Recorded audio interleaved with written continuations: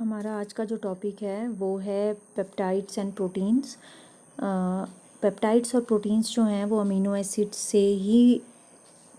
Acids की polymerisation से बनते हैं और अमीनो एसिड्स हमने उसकी इंट्रोडक्शन पहले कर ली है पहले वाली स्लाइड्स में। तो अब पेप्टाइड्स जो होते हैं वो कंपाउंड्स होते हैं जो कि 2 और मोर सेम और डिफरेंट अल्फा अमीनो एसिड के कॉम्बिनेशन से या कंडेंसेशन से बनते हैं। ठीक है, जैसे यहाँ पे ये 2 अमीनो एसिड हैं, अल्फा अमीनो एसिड्स में अल्फा पोजीशन पे कार्बोक्सिलिक एसिड के अल्फा पोजीशन पे अमीन ग्रुप होता है। ठीक है, यहाँ पे भी अल्फा अमीनो एसिड है। अब ये 2 अमीनो एसिड सेम भी हो सकते हैं, डिफरेंट भी हो सकते हैं। That depends upon the R कि आर अगर सेम है तो सेम अमीनो एसिड हुए, आर डिफरेंट है तो डिफरेंट अमीनो एसिड्स हुए। जब ये कंबाइन करेंगे, यहाँ पे 2 ही अमीनो एसिड कंबाइन कर रहे हैं, एक अमीनो एसिड ये है, एक अमीनो एसिड ये है। जब ये दोनों कंबाइन करेंगे तो ये क्या बना देंगे, पेप्टाइड बॉन्ड बनाएंगे। पेप्टाइड बॉन्ड क्या होता है, CONH बॉन्ड बनाएंगे। ठीक है, और वाटर का एलिमिनेशन होगा। देयर इज़ एलिमिनेशन या removal of water takes place. तो ये कंबाइन करके दोनों, तो इसने क्या बना दिया, ये this compound, new compound which is formed which have peptide bond in it is called peptide.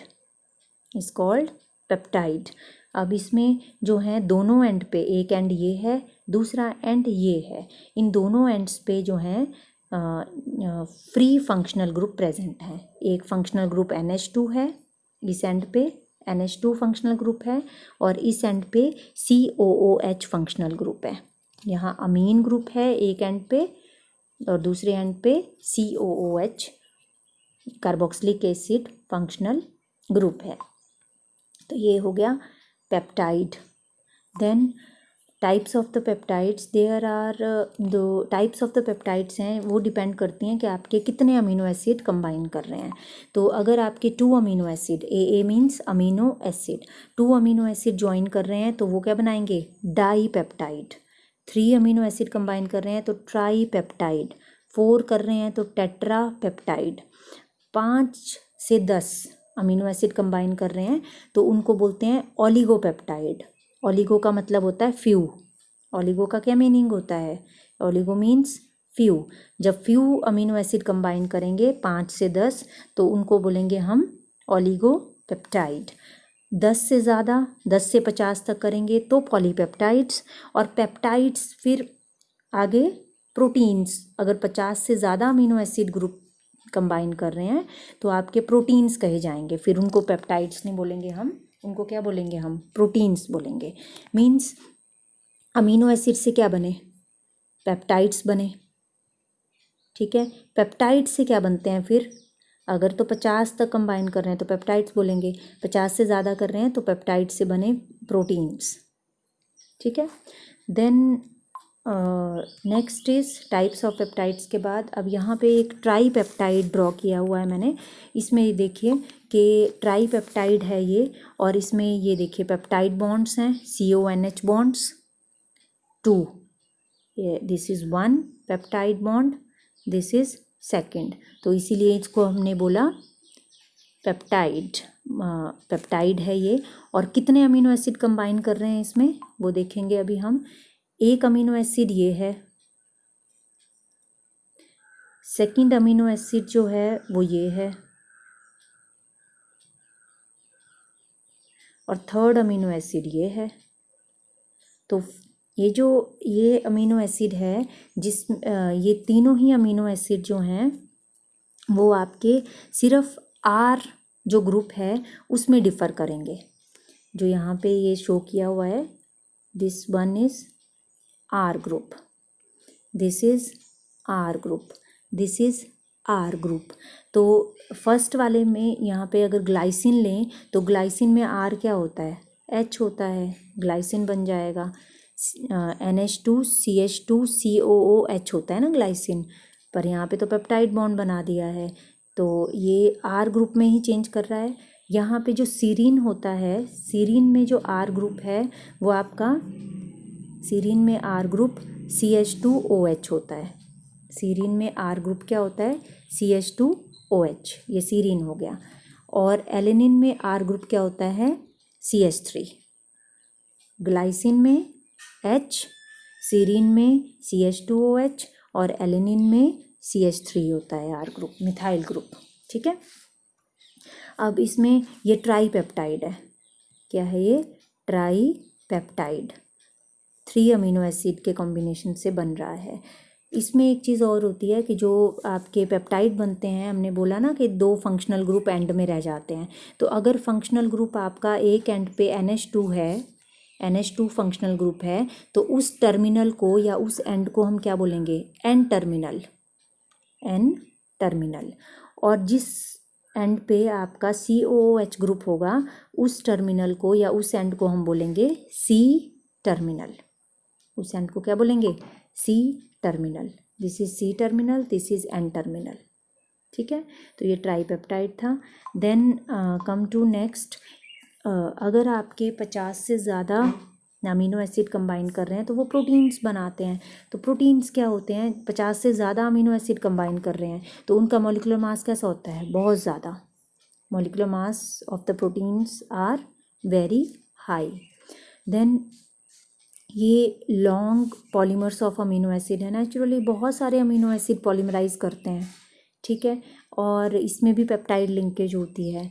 और प्रोटीन्स होते क्या हैं हमारी बॉडी में? आपने सुना होगा ना, प्रोटीन्स प्रेजेंट होती हैं। प्रोटीन हमारी बॉडी के लिए ज़रूरी होती हैं। तो प्रोटीन्स जो होती हैं वो कॉम्प्लेक्स नाइट्रोजनस मॉलिक्यूल्स होते हैं which are essential for the growth and maintenance of the life.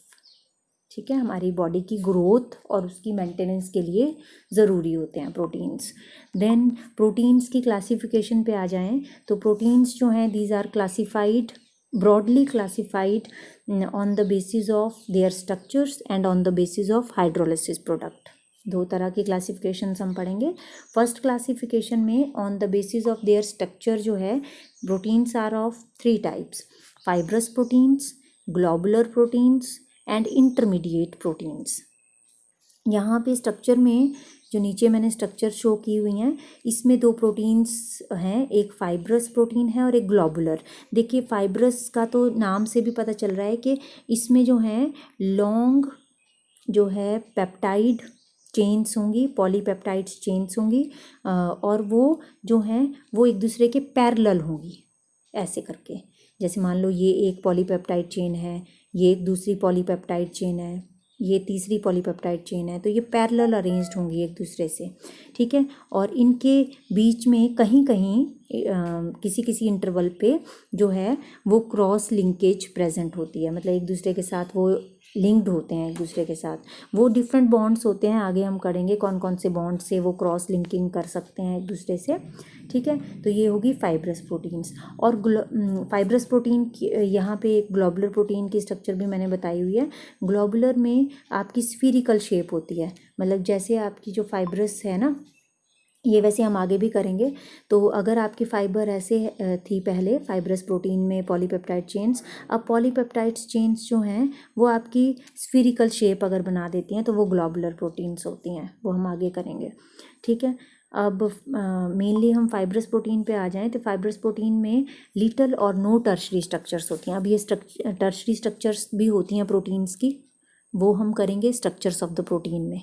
ठीक है, कि टर्शरी स्ट्रक्चर क्या होती हैं, प्राइमरी क्या होती हैं, सेकेंडरी क्या होती हैं, है ना।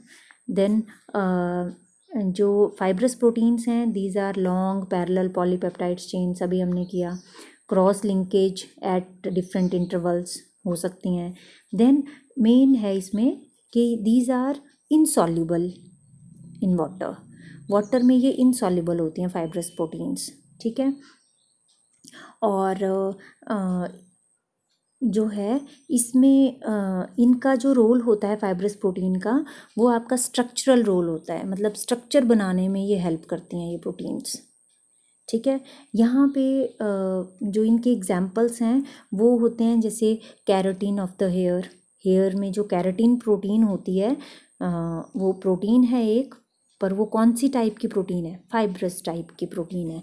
और जो स्किन की आउटर लेयर, देखिए यहाँ पे ये ड्रॉ किया, एक डायग्राम इंसर्ट किया हुआ है मैंने, इसमें जो स्किन है, ये देखिए ये स्किन जो है, इसको आप ऊपर तक खींच सकते हैं ना। तो ये जो ये प्रोटीन्स होती है स्किन की आउटर लेयर में, ये फाइब्रस होती है, तभी इतनी फ्लेक्सिबल है। ये देखिए ये है ना, कोई कॉम्प्लिकेटेड स्ट्रक्चर होती तो इतनी फ्लेक्सिबल नहीं होनी थी, फ्लेक्सिबिलिटी नहीं होनी थी उसमें। और जो कनेक्टिव टिश्यूज़ होते हैं हमारी बॉडी में, जहाँ जहाँ कनेक्टिव टिश्यूज़ प्रेजेंट होते हैं, वो वहाँ पे जो प्रोटीन प्रेजेंट होती हैं, जिसको कि आप कोलेजन बोलते हैं, वो भी आपकी फाइब्रस प्रोटीन होती है। क्लियर हुआ फाइब्रस प्रोटीन क्या है।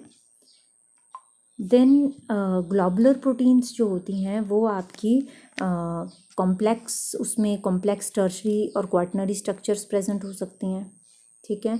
फोल्डेड इनटू ग्लोबुलर या स्फेरिकल शेप, मतलब कोई भी पॉलीपेप्टाइड चेन है तो वो इस तरह से फोल्ड होगी स्फेरिकल शेप में। स्फेरिकल शेप में वो अगर फोल्ड हो जाती है तो उस प्रोटीन को हम क्या बोलते हैं, ग्लोबुलर प्रोटीन। क्या बोलते हैं, ग्लोबुलर प्रोटीन बोलते हैं। और अब इसमें जो है फाइब्रस प्रोटीन तो आपकी क्या थी, इनसॉल्युबल थी वाटर में, लेकिन ये आपकी सॉल्युबल होती हैं वाटर में। These are soluble in water, क्योंकि इनका जो हाइड्रोफोबिक साइड होती है वो सेंटर की तरफ को होती है। ये है ना इसका मतलब सेंटर की तरफ कौन सी है इसकी, ये है अंदर की तरफ को। तो अंदर की तरफ को इसका कौन सा पार्ट होता है प्रोटीन्स का, हाइड्रोफोबिक साइड होती है। कौन सी साइड होती है, हाइड्रोफोबिक साइड इसके अंदर की तरफ को होती है। बाहर की तरफ को इसमें, बाहर की तरफ को हाइड्रोफिलिक साइड होगी। हाइड्रोफोबिक का क्या मतलब होता है, हाइड्रो मीन्स वाटर और फोबिया, हाइड्रोफोबिया क्या होता है, फोबिया। फोबिया एक वर्ड है जिसका मीनिंग होता है डर हिंदी में, है ना। तो जिसको वाटर से डर हो वो साइड इसकी कहाँ को होती है, सेंटर की तरफ को होती है। वाटर से जिसको डर हो वो साइड किसकी तरफ को होती है, सेंटर की तरफ को होती है। तो जब सेंटर की तरफ को है वो, तो इसका मतलब बाहर की तरफ को जो वाटर के कांटेक्ट में आएगा वो तो हाइड्रोफिलिक साइड आएगी, है ना। तो that's why these are soluble in water. Then इनका, जैसे फाइब्रस प्रोटीन्स होती थी उनका कैसा रोल था, उनका स्ट्रक्चरल रोल्स था, लेकिन इनका कैसा रोल होता है, मेटाबॉलिक रोल होता है इनका। ग्लोबुलर प्रोटीन्स का मेटाबॉलिज्म में हेल्प करते हैं। जैसे ग्लोबुलर प्रोटीन का एग्जांपल है haemoglobin of the blood. Haemoglobin is also a protein, ठीक है। और ग्लोबुलर प्रोटीन है, देखिए यहाँ पे भी ग्लोबिन वर्ड है यूज़, तो ग्लोबुलर प्रोटीन है ये। यहाँ से भी आप याद रख सकते हैं कि ग्लोबिन वर्ड से, ग्लोबुलर से ही आया है ये ग्लोबिन वर्ड। हीम का मतलब तो आयरन हुआ और ग्लोबिन मीन्स ग्लोबुलर प्रोटीन है ये, ठीक है। और कुछ एंजाइम्स जो हैं, मतलब जो एंजाइम्स होते हैं हमारी बॉडी में वो भी आपके ग्लोबुलर प्रोटीन्स होते हैं। अब इंटरमीडिएट प्रोटीन्स कौन सी होती हैं, जो इंटरमीडिएट होती हैं between fibrous and globular structures के, उनकी स्ट्रक्चर इंटरमीडिएट होती है। जैसे मान लो यहाँ से वो फाइब्रस आई, है ना, यहाँ से कोई प्रोटीन फाइब्रस आई, फिर उसके बाद ये ग्लोबुलर हो गई, फिर दोबारा से ग्लोबुलर हो गई ना, फिर दोबारा से फाइब्रस, देन ग्लोबुलर। तो इस तरह की जो प्रोटीन्स होती हैं वो आपकी इंटरमीडिएट प्रोटीन्स होती हैं। देन ये शॉर्ट होती हैं और मोर और लेस लीनियर शेप्ड प्रोटीन्स होती हैं। ये भी सॉल्युबल होती हैं वाटर में। Intermediate proteins are also soluble in water. देखिए इसको सॉल्युबल इन वाटर, आपकी ब्लड क्लॉटिंग जब हो जाती है ना, तो ब्लड क्लॉटिंग की जो प्रोटीन होती है, ब्लड में हीमोग्लोबिन होता है ना, पर जब क्लॉटिंग भी हो जाती है तो आप उसको अच्छे से पानी से धो सकते हो ना। तो क्यों धो सकते हो, क्योंकि वो सॉल्युबल होती है वाटर में। ब्लड क्लॉटिंग प्रोटीन्स जो होती हैं वो सॉल्युबल इन वाटर, वो एग्जाम्पल है इंटरमीडिएट प्रोटीन का, है ना। फाइब्रिनोजन प्रोटीन जो उसमें प्रेजेंट होती है वो आपकी सॉल्युबल इन वाटर है और इंटरमीडिएट प्रोटीन का एग्जाम्पल है। देन जो यहाँ पे कुछ डिफरेंसेस दिए हैं मैंने ग्लोबुलर प्रोटीन और फाइब्रस प्रोटीन के बीच में। तो वैसे तो हमने इसको डिटेल में पढ़ लिया है। ग्लोबुलर प्रोटीन में जो है वो क्रॉस लिंक्ड कंडेंसेशन होती है बिटवीन द प्रोटीन्स, और वो कैसी, स्फिरिकल शेप बनाते हैं। फाइब्रस में लीनियर कंडेंसेशन होती है और लीनियर शेप में ये पॉलीपेप्टाइड चेन्स कंबाइन करती हैं। ग्लोबुलर प्रोटीन्स जो होती हैं सॉल्युबल होती हैं वाटर में और ये insoluble in common solvents. Fibrous proteins are insoluble. Globular proteins में जो है वो 3 डायमेंशनल स्फेरॉइड शेप्स बनती हैं और ये स्टेबलाइज्ड होती हैं by internal hydrogen bond. Then और ये इसमें जो है वो स्फेरिकल नहीं होती हैं, these are linear protein chains होती हैं जो कि held together by the intermolecular hydrogen bonding. दोनों में ही होगी हाइड्रोजन बॉन्डिंग या डिफरेंट बॉन्डिंग्स होती हैं, वो अभी हम करेंगे और कौन कौन सी हो सकती हैं। देन एग्जांपल्स क्या हैं ग्लोबुलर प्रोटीन्स के, पीछे भी हमने कर लिए।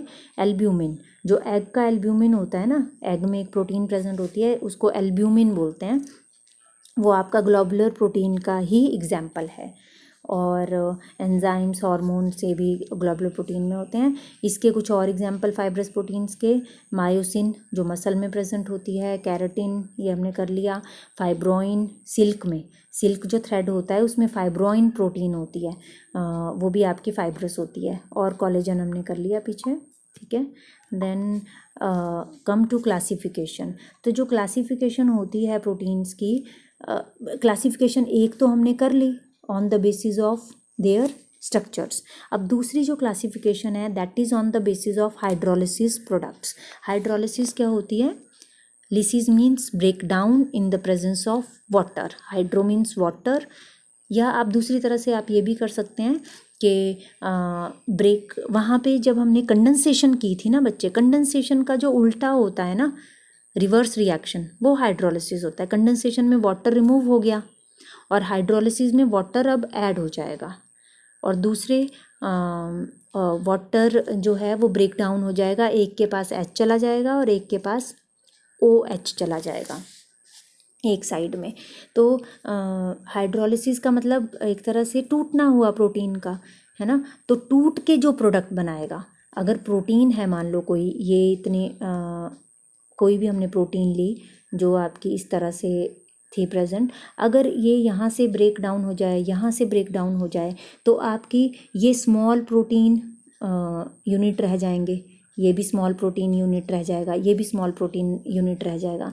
तो जब ब्रेक डाउन हो जाएगा, अब इसके दोनों के एंड जो हैं वो C टर्मिनल या N टर्मिनल में कन्वर्ट हो जाएंगे, दोनों के एंड। तो ये जो बने, अगर ये जो ब्रेक डाउन के प्रोडक्ट्स हैं इनके ऊपर बेस्ड करता है ना, कि ब्रेक डाउन के बाद क्या बना। तो सिंपल प्रोटीन्स में हमारे पास जो प्रोटीन्स, वो प्रोटीन्स जो जिनमें सिर्फ अमीनो एसिड्स प्रेजेंट होते हैं, सिंपल अमीनो एसिड्स प्रेजेंट होंगे, उसमें कोई और चीज़ प्रेजेंट नहीं होगी, तो वो आपके सिंपल प्रोटीन्स होती हैं। जैसे एल्ब्यूमिन है, ग्लोबुलिन है, हिस्टोन्स है, ये आपके सिंपल प्रोटीन्स हैं। कॉन्जुगेटेड प्रोटीन्स में आपके अमीनो एसिड्स तो हैं ही हैं, जैसे ये वाला पार्ट बचा, इसमें भी अमीनो एसिड है, अमीनो एसिड्स हैं, अमीनो एसिड्स हैं, अमीनो एसिड्स तो हैं ही हैं, लेकिन साथ में इनके कोई और ग्रुप भी निकलते हैं जिनको आप साइड प्रोडक्ट्स बोलते हो, है ना। तो वो ग्रुप जो होते हैं वो प्रोटीन के पार्ट नहीं होते हैं, वो नॉन प्रोटीन मॉइटीज़ होती हैं, नॉन प्रोटीन पार्ट्स होते हैं। मतलब प्रोटीन में अगर आपका अमीनो एसिड्स का पार्ट है, मतलब प्रोटीन का पार्ट है, और कोई नॉन प्रोटीन पार्ट भी है, नॉन प्रोटीन पार्ट भी प्रेजेंट है कोई, जैसे नॉन प्रोटीन पार्ट कौन से हो सकते हैं, जैसे आपके न्यूक्लिक एसिड्स हों अगर प्रेजेंट प्रोटीन के साथ, शुगर्स प्रेजेंट हों कोई different, deoxyribose, ribose sugar present हों, फॉस्फोरिक एसिड्स प्रेजेंट हों, ठीक है, तो उनको बोलेंगे हम नॉन प्रोटीन पार्ट्स। और इनको आप बोलते हो prosthetic groups, prosthetic groups. Prosthetic group 1 marks के क्वेश्चन के लिए इंपॉर्टेंट है कि प्रोस्थेटिक ग्रुप क्या होते हैं। These are the non protein moieties present with the protein moiety, and या फिर आप ये भी बोल सकते हो present in the conjugated proteins. Non protein moieties present in the conjugated proteins are known as prosthetic groups. These prosthetic groups ये करते क्या हैं, दीज प्रोस्थेटिक ग्रुप जो हैं they biological function of the protein, इनका क्या काम होता है, बायोलॉजिकल फंक्शन जो होता है ना प्रोटीन का, कोई भी बायोलॉजिकल फंक्शन है, जैसे हीमोग्लोबिन का है कि ऑक्सीजन को कैरी करके लेके जाता है वो, और कार्बन डाइऑक्साइड को भी कैरी करके लेके जाएगा, तो वो बायोलॉजिकल फंक्शन हुआ उस हीमोग्लोबिन का, ठीक है, उस प्रोटीन का। तो ये जो नॉन प्रोटीन मोइटी है ये करेगी वो काम हीमोग्लोबिन में, ठीक है, बायोलॉजिकल फंक्शन में हेल्प करेगी to control the biological function.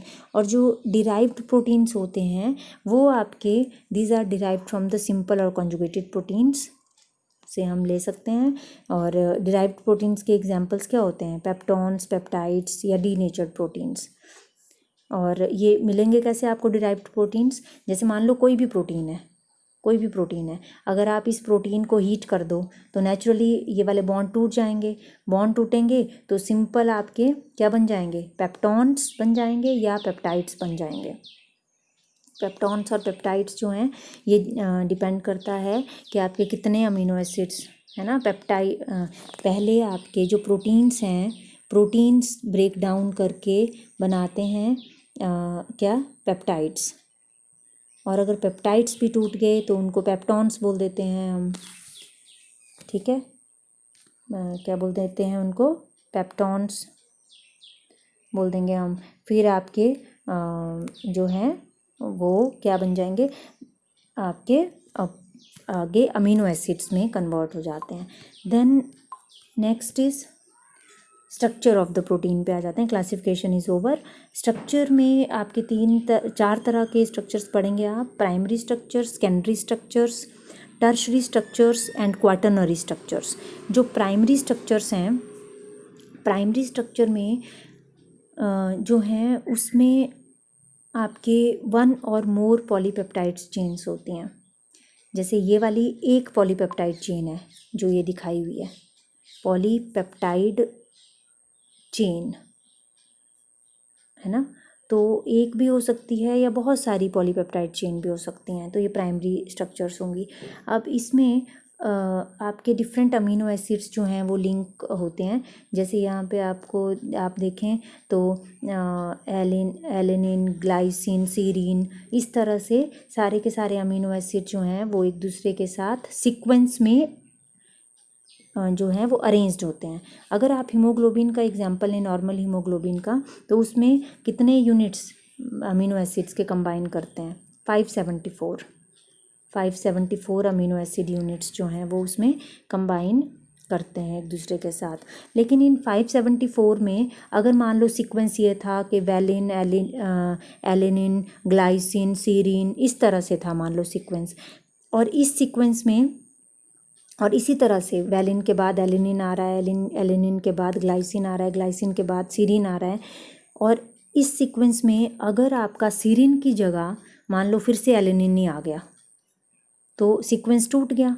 Sequence breakdown की वजह से वो जो सेल की शेप है वो डी शेप्ड हो जाते हैं सेल, ठीक है, उनको आप सिकल सेल बोलते हैं। फिर मतलब सिकल मतलब वो एक तरह से उनकी जो शेप होती है वो डीनेचर्ड हो जाती है, और उसकी वजह से अगर सिकल सेल हीमोग्लोबिन में ऐसे काम हो रहा है, हीमोग्लोबिन प्रोटीन में ये हो रहा है कि सीक्वेंस आपका डिस्टर्ब हो गया है, तो उस डिज़ीज़ को हम बोलते हैं सिकल सेल एनीमिया, ठीक है, अनीमिक हो जाता है इसमें पर्सन, क्योंकि प्रोटीन की जो सीक्वेंस था, प्रोटीन में अमीनो एसिड का जो सीक्वेंस था वो आपका जो है ख़राब हो गया, सिकल सेल हीमोग्लोबिन बन गया, तो उसकी वजह से आपको एक डिज़ीज़ हो सकती है, that is sickle cell anaemia बोलते हैं उसको।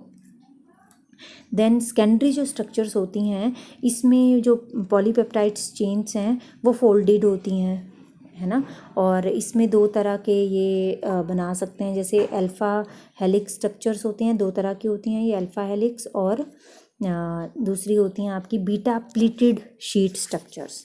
तो हेलिक्स में तो हेलिक्स की तरह बनेगा, जैसे हेलिक्स मतलब इस तरह से, ठीक है, स्प्रिंग होता है ना जैसे, उस तरह से।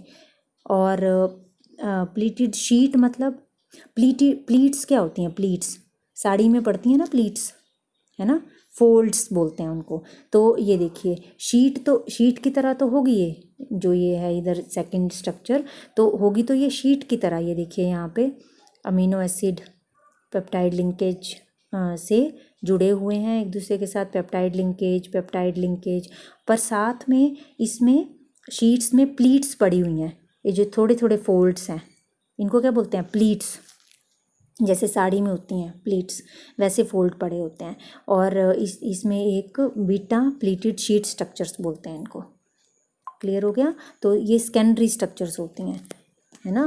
मतलब आपकी स्ट्रेट ना रह के वो या तो इस तरह से हेलिक्स में कन्वर्ट हो जाती हैं, स्प्रिंग की तरह फोल्ड हो जाती हैं जैसे ये है, या फिर आपकी जो है वो प्लीट्स बन जाएंगी और प्लीट्स बनने के बाद वो कंबाइन करें जो स्ट्रेट ना रह के प्लीटेड स्ट्रक्चर्स में आ जाती हैं जैसे यहाँ पे है। अब देखिए अल्फा हेलिक्स में जो है यहाँ पे आप देख रहे हैं दिस इज़ हाइड्रोजन बॉन्ड, इस CO और इस NH के बीच में O और H के साथ हाइड्रोजन बॉन्ड फॉर्म हुआ है। इस तरह से बॉन्डिंग होती है इनमें। देखिए हाइड्रोजन बॉन्ड, यहाँ पे भी आपको हाइड्रोजन बॉन्ड दिख रहा है, यहाँ पे भी अगले के साथ हाइड्रोजन बॉन्ड होगा, ठीक है। यहाँ पे ये R के साथ नहीं है, ये एक्चुअली नीचे वाले के NH के साथ है, जो पीछे है ना NH, ये वाला NH, ये वाला CO का बॉन्ड जो ये N के साथ बैक साइड पे H होगा उसके साथ है ये हाइड्रोजन बॉन्ड। तो यहाँ पे सब सारी स्ट्रक्चर में अल्फा हेलिक्स में हाइड्रोजन बॉन्ड जो हैं वो CO और NH के साथ हाइड्रोजन बॉन्ड बने हुए हैं। यहाँ पे भी जो बीटा प्लीटेड शीट स्ट्रक्चर होती है इसमें भी ये देखिए CO और NH के बीच में जो एक प्लीटेड शीट है और दूसरी प्लीटेड शीट है, इसमें CO और NH के बीच में हाइड्रोजन बॉन्ड है। यहाँ पे भी CO NH के बीच में, यहाँ पे NH CO के बीच में, यहाँ पे भी हाइड्रोजन बॉन्ड, यहाँ पे भी हाइड्रोजन बॉन्ड। तो ये सारे आप देख रहे हैं कि हाइड्रोजन बॉन्ड से एक दूसरे से कनेक्टेड होते हैं, ठीक है। टर्शरी स्ट्रक्चर में जो है, टर्शरी में अब आपकी थोड़ी सी और कॉम्प्लिकेटेड हो जाती है ना। जो आपकी प्राइमरी थी, प्राइमरी में तो सिंपल ऐसे रिबन जो है वो फोल्ड हुआ था ऐसे ऐसे ऐसे ऐसे करके। सेकेंडरी में क्या हो गया, यही रिबन जो है वो इस तरह से उसने या अल्फा हेलिक्स बना दी या बीटा प्लीटेड बना दी ऐसे, है ना स्ट्रक्चर्स। अब जो टर्शरी स्ट्रक्चर होती है, टर्शरी स्ट्रक्चर में आपकी अल्फा हेलिक्स स्ट्रक्चर भी हो सकती है जैसे ये है, ये देखिए अल्फा हेलिक्स स्ट्रक्चर, या फिर आपकी बीटा प्लीटेड हो सकती है जैसे ये है। अब इनके बीच में नेचुरली बॉन्डिंग होगी, हाइड्रोजन बॉन्डिंग होगी बीच में, ठीक है। और कौन कौन सी बॉन्डिंग्स हो सकती हैं, और बॉन्डिंग्स हो सकती हैं जैसे डाइसल्फाइड बॉन्ड भी हो सकता है। अगर आपके प्रोस्थेटिक ग्रुप प्रेजेंट है ना बीच में, तो डाइसल्फाइड बॉन्ड जैसे ये दिखाया हुआ है, डाइसल्फाइड बॉन्ड भी हो सकता है। तो ये ज़रूरी नहीं है कि हाइड्रोजन बॉन्डिंग ही हो सारे में, आपके अगर प्रोस्थेटिक ग्रुप प्रेजेंट हैं तो आपके सल्फाइड बॉन्ड्स SS बॉन्ड्स भी प्रेजेंट हो सकते हैं टर्शरी स्ट्रक्चर्स में। तो थोड़ी और कॉम्प्लिकेटेड स्ट्रक्चर्स हो जाती हैं ये, जिसमें कि आपके जो हैं प्रोस्थेटिक ग्रुप भी प्रेजेंट होते हैं, ठीक है। और ये भी आपको टर्शरी स्ट्रक्चर ही दिखाई हुई है इस तरफ। यहाँ पे भी आपके देखिए बॉन्डिंग कौन कौन सी हो सकती है। पेप्टाइड बॉन्ड तो आपके इसमें होगा सब में थ्रू आउट, है ना, ये तो पेप्टाइड चेन है। फिर उसके बाद आपके आयोनिक बॉन्ड प्रेजेंट हो सकते हैं, है ना। जैसे फॉर एग्जांपल ये है, अगर आपके इस चेन में कोई ऐसा ग्रुप लगा हुआ है जैसे NH3 पॉजिटिव या OH, यहाँ पे H से COH जो एंड था इस तरफ वाला, उसने H अपना इसके नियरेस्ट NH2 को दे दिया, तो यहाँ पे कौन सी बॉन्डिंग प्रेजेंट हो जाएगी, अब आयोनिक बॉन्डिंग प्रेजेंट हो जाएगी। NH3 पॉजिटिव बन गया और COO नेगेटिव बन गया, तो कौन सी बॉन्डिंग हो सकती है यहाँ पे इन दोनों के बीच में, यहाँ पे आयोनिक बॉन्डिंग हो जाएगी। तो यहाँ से ये प्रोटीन थोड़ा स्क्वीज़ होगा, है ना। डाइसल्फाइड बॉन्ड हो सकता है जैसे ये है, इसमें अगर CH2S बॉन्ड लगा हुआ है तो ये डाइसल्फाइड बॉन्ड बना सकता है। और हाइड्रोजन बॉन्डिंग तो हो ही सकती है, जैसे हमने अब अगर सीरीन है, सीरीन में CH2OH ग्रुप होता है ना, और कोई दूसरा कोई अमीनो एसिड है जिसमें CH2COOH ग्रुप है, तो इन दोनों के बीच में हाइड्रोजन बॉन्ड प्रेजेंट हो सकता है। NH और CO में तो होगा ही होगा, लेकिन कोई और भी जो भी ग्रुप R लगे होते हैं ना, ये these are the R groups present in the amino acid, तो उनके बीच में भी तो हाइड्रोजन बॉन्डिंग हो सकती है, ठीक है, जैसे ये और ये हैं। और अगली जो बॉन्डिंग हो सकती है वो कौन सी हो सकती है, hydrophobic bonding, hydrophobic interactions. Hydrophobic अभी मैंने थोड़ी देर पहले बताया, वाटर से डर, है ना। तो हाइड्रोफोबिक वही होंगे जिसमें जो है हाइड्रोजन बॉन्डिंग नहीं होगी, जैसे आपके, पर वहाँ पे इंट्रैक्शंस तो होती हैं ना, molecular interactions, van der Waals interactions होती हैं, तो उनको बोलते हैं हाइड्रोफोबिक इंट्रैक्शंस। तो ये है, जैसे मान लो ये आर ग्रुप है लगा हुआ, ये दूसरा आर ग्रुप लगा हुआ है ऊपर वाले अमीनो एसिड के साथ, ये यहाँ वाले अमीनो एसिड के साथ आर ग्रुप लगा हुआ है।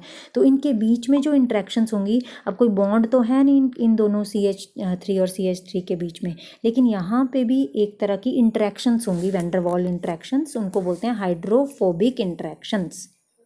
तो कितनी तरह की इंट्रैक्शंस पढ़ी हमने, जो प्रोटीन्स होती हैं उसमें कौन कौन सी इंट्रैक्शंस होती हैं, पेप्टाइड बॉन्ड, डाइसल्फाइड बॉन्ड हो सकते हैं, हाइड्रोजन बॉन्ड हो सकते हैं, आयोनिक बॉन्ड हो सकते हैं, और हाइड्रोफोबिक इंट्रैक्शंस होती हैं।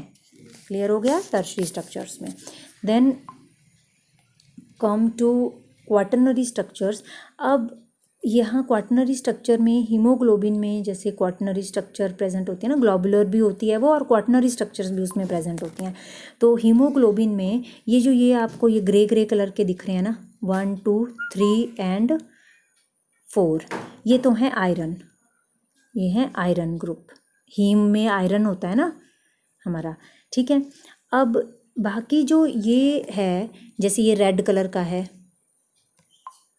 ये जो ये रेड कलर का है, ये एक येलो कलर का है, ये ग्रीन कलर का है, और ये थोड़ा सा सी ग्रीन कलर का है। तो ये चार जो हैं ये टर्शरी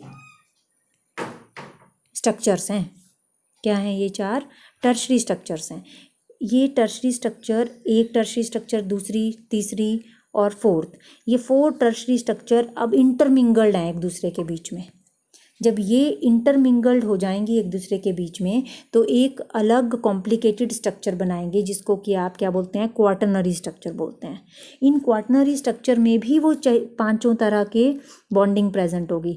मतलब आपकी हाइड्रोफोबिक इंट्रैक्शंस भी हो सकती हैं, आयनिक बॉन्ड भी हो सकता है, डाइसल्फाइड बॉन्ड भी हो सकता है, पेप्टाइड तो होगा ही होगा, और आपका हाइड्रोजन बॉन्डिंग भी प्रेजेंट हो सकती है। तो इनके बीच में तो है ही है, जो ये वाले स्ट्रक्चर्स हैं ना, इनमें तो आपस में है ही है ये बॉन्डिंग, लेकिन ये आगे भी एक दूसरे के साथ इंटरमिंगल होके एक दूसरे के साथ वो सिंपल 5 तरह की बॉन्डिंग बना देंगे, और थोड़ी और कॉम्प्लिकेटेड स्ट्रक्चर्स बना देते हैं। उसको हम क्या बोलते हैं, क्वाटरनरी स्ट्रक्चर। अब लास्ट स्लाइड जो है वो डीनेचुरेशन ऑफ द प्रोटीन पे है। डीनेचुरेशन में जैसे आपने कभी भी अपने घरों में एग जो है उसको फ्राई किया होगा, तो जब एग को हम हीट देते हैं, ठीक है, ऑयल थोड़ा सा डाला और हीट देंगे जब हम, तो एग आप क्या देखते हो कि पहले जो था वो लिक्विड फॉर्म में था और एकदम वो सिकुड़ जाता है। तो वो क्या है, that is denaturation of the protein होगी। जो एग में प्रोटीन प्रेजेंट होती है ना, एल्ब्यूमिन, एल्ब्यूमिन जो है वो क्या हो गई, डीनेचर्ड हो गई, उसकी जो नेचर है वो चेंज हो गई। डी का मतलब चेंज होना या रिमूव होना, और नेचुरेशन मतलब उसकी जो नेचर थी वो उससे चेंज हो गई। मान लो उसकी नेचर जो है वो ग्लोबुलर थी, ग्लोबुलर में भी अब आपकी या तो वो क्या हो जाएंगी, मान लो वो इस तरह से कोइल्ड फॉर्म में टर्शरी स्ट्रक्चर में चेंज हो गई है ना, कई तरह की स्ट्रक्चर्स में चेंज हो जाती है, तो उसको बोलते हैं डीनेचुरेशन ऑफ द प्रोटीन। तो डीनेचुरेशन ऑफ द प्रोटीन के लिए the process that changes the physical and biological properties. Physical properties भी देखो, फिजिकल प्रॉपर्टीज़ में उसकी शेप वगैरह आ जाती है, वो भी चेंज हो जाती है। इवन बायोलॉजिकल प्रॉपर्टीज़ भी उसकी चेंज हो जाती हैं, मतलब वो डाइजेशन में, हर चीज़ में कई चीज़ें हो जाती हैं। अब आप एग अगर कच्चा खाते हो तो उसकी बायोलॉजिकल प्रॉपर्टीज़ कुछ और हो सकती हैं, और अगर आप उसको फ्राई करके खाते हो तो उसकी बायोलॉजिकल प्रॉपर्टीज़ चेंज हो जाती हैं। तो वो क्यों होती हैं, क्योंकि प्रोटीन की ही biological and physical properties change हो गई without affecting the chemical composition, जबकि उसकी केमिकल कंपोजिशन नहीं चेंज होगी। उसको बोलते हैं हम डीनेचुरेशन। फिजिकल और बायोलॉजिकल प्रॉपर्टीज़ चेंज हो जाएंगी, लेकिन उसकी केमिकल कंपोजिशन में क्या आता है कि उसका जो पेप्टाइड बॉन्ड है या डिफरेंट बॉन्डिंग्स हैं या डिफरेंट उसमें अमीनो एसिड लगे हैं वो नहीं चेंज होंगे, सिर्फ उसकी बायोलॉजिकल एंड फिजिकल प्रॉपर्टीज़ ही चेंज होंगी। एग्जाम्पल है coagulation of the albumin egg का, then curdling of milk, milk में भी देखो प्रोटीन प्रेजेंट होती है ना, मिल्क में भी प्रोटीन जो प्रेजेंट होती है। अब उसमें जब आप उसका कर्ड बनाते हो तो मिल्क देखिए कितना पतला होता है ना, लिक्विड फॉर्म में होता है। लेकिन जब कर्ड बना दिया तो उसमें दही बना दिया जब उसका, तो उसकी प्रोटीन जो है वो चेंज हो जाती है ना, डीनेचर्ड हो जाती है प्रोटीन की nature. Then formation of cheese from the milk, paneer बनाएंगे तब भी, है ना। तो ये कॉमन एग्जाम्पल हैं डीनेचुरेशन के। तो उसके लिए आपको डीनेचुरेशन जो है उसमें एक आपको डीनेचरिंग एजेंट डालना पड़ता है। जैसे आपने हीट किया एग को, या यूरिया डालेंगे अगर आप, तो उससे डीनेचुरेशन हो जाती है। ये हीट और यूरिया क्या करेंगे, हाइड्रोलिसिस कर देंगे पेप्टाइड बॉन्ड्स की, ठीक है, उसकी वजह से डीनेचुरेशन होती है। और डीनेचरिंग एजेंट और क्या करेगा, सेकेंडरी और टर्शरी स्ट्रक्चर को डिस्ट्रॉय कर देता है, पर प्राइमरी स्ट्रक्चर को अफेक्ट नहीं करता। प्राइमरी स्ट्रक्चर को अफेक्ट नहीं करता है, लेकिन सेकेंडरी और टर्शरी स्ट्रक्चर को अफेक्ट कर देते हैं ये डीनेचरिंग एजेंट्स। और जो है इसमें डीनेचरिंग एजेंट्स कौन कौन से हो सकते हैं, जो फिजिकल डीनेचरिंग एजेंट्स हैं वो होते हैं हीट, आप पीएच, एग में अगर आप एसिड डाल दो तब भी वही होता है, एग में कभी एसिड डाल के देखना, तब भी आपकी कोएगुलेशन हो जाएगी एग की, और सारी प्रोटीन उसकी ख़राब हो जाएगी। या आप उसको रेडिएशन दे दो, यूवी रेडिएशन, एक्स रेडिएशन में रख दो, तब भी उसकी प्रोटीन जो है वो ख़राब हो जाती है। और केमिकल एजेंट्स कौन से होते हैं, अगर आपने यूरिया सॉल्यूशन डाल दिया, ठीक है, तो न्यू हाइड्रोजन बॉन्ड बनने शुरू हो जाते हैं प्रोटीन में यूरिया के साथ, है ना। या कोई ऑर्गेनिक सॉल्वेंट डाल दिया, डिटर्जेंट डाल दो, है ना, एग में आप डिटर्जेंट भी डालोगे तब भी उसमें डीनेचुरेशन हो जाती है। तो ये एजेंट्स हैं जो कि डीनेचुरेशन करते हैं, केमिकल एजेंट्स, और फिजिकल एजेंट्स भी हैं इसमें कुछ, ठीक है। तो that's all about today, thank you so much.